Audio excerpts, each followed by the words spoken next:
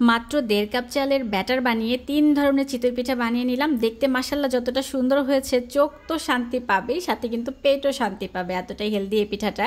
তো আমি এখানে 1 কাপ পরিমাণে পোলাওয়ের চাল নিয়েছি, হাফ কাপ পরিমাণে ভাতের চাল নিয়েছি। পোলাওয়ের চালের পরিবর্তে আতপ চালও নেওয়া যাবে। সারা রাত ভিজিয়ে রেখেছিলাম, ধুয়ে উঠিয়ে নিয়ে একটা ব্লেন্ডার জারের মধ্যে দিয়ে দিলাম এখানে হচ্ছে 1 কাপ পরিমাণে পানি।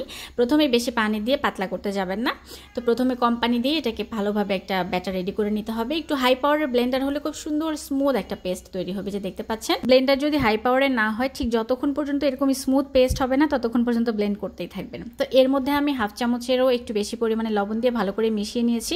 এখানে একটা হাঁড়ির মধ্যে আমি 1 কাপ পরিমাণে পানি দিয়ে ঠিক এরকম করে গরম করে নিলাম। একটু সাইড দিয়ে বুদবুদ টাইপের হবে, এরকম গরম করতে হবে, এর বেশি কিন্তু গরম করা যাবে না। এরপর পানিটা চুলা থেকে নামিয়ে নিয়ে ব্লেন্ডার জারের মধ্যে লেগে থাকা ব্যাটারের মধ্যে ধুয়ে নিলাম। ব্যাটারটা নষ্ট করতে চাচ্ছিলাম না। এবারে বাটির মধ্যে আমি অল্প অল্প করে পানিটা মেশাচ্ছি, একবারে বেশি মেশালে পাতলা হয়ে যেতে পারে। তো অল্প অল্প করে মেশাতে মেশাতে হাফ কাপ ব্যবহার করেছি আমি। ঠিক এরকম কনসিস্টেন্সি হতে হবে। একটা আঙ্গুল চুবিয়ে দেখবেন যে একটা লেয়ার যেন ক্রিয়েট হয়। চিতই পিঠার ব্যাটার এটাই হচ্ছে পারফেক্ট কনসিস্টেন্সি। একটা আঙ্গুল চুবানোর পর যখন দেখবেন একটা পাতলা লেয়ার ক্রিয়েট হবে, তখনই বুঝবেন ঠিক আছে। তো কড়াইটা আগে থেকে আমি এখানে হিটে রেখেছিলাম আধা ঘন্টার মতো আগে। তার মধ্যে একটু তেল ব্রাশ করে নিয়ে একটু পানি ছিটিয়ে দিয়ে একটা টিস্যু দিয়ে মুছে ভালো করে গ্রিস করে নিলাম।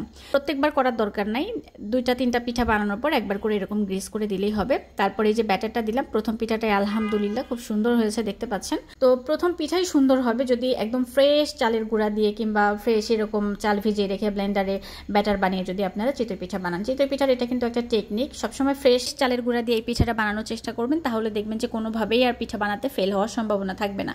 এখানে আরেকটা বিষয় আমি বলে রাখি, যদি পিঠা বানাতে গিয়ে দেখেন যে পিঠা ফুলছে না, সেক্ষেত্রে এই পরিমাণ ব্যাটারের ক্ষেত্রে হাফ চামচ পরিমাণে বেকিং পাউডার আপনারা ইউজ করতে পারেন।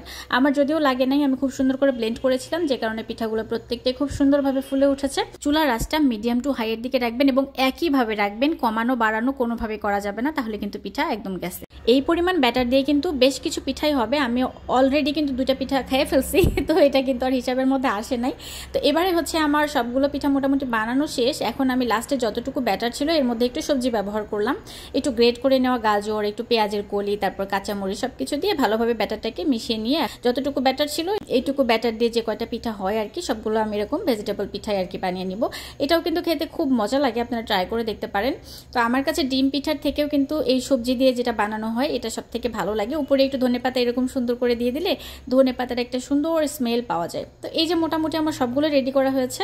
এখন লাস্টের এই যে পিঠাটা বানিয়ে নিলাম, এটা হচ্ছে সব থেকে শেষ পিঠা ছিল। এর মধ্যে 2টা পিঠা আমি আমার কাজের খালাকে দিয়েছি, সেও বাসায় নিয়ে গেল, আমি অলরেডি 2টা খেয়ে ফেলেছি। তো মোটামুটি 1.5 কাপ চালের ব্যাটার দিয়ে কিন্তু বাসায় যদি 3-4 জন মেম্বার থেকে অনায়াসে খেয়ে ফেলতে পারবে। এছাড়াও যদি আপনাদের বাসায় সদস্য সংখ্যা বেশি থাকে তাহলে পরিমাণটা বাড়িয়ে কমিয়ে নেবেন, তো এটা আপনাদের ইচ্ছা।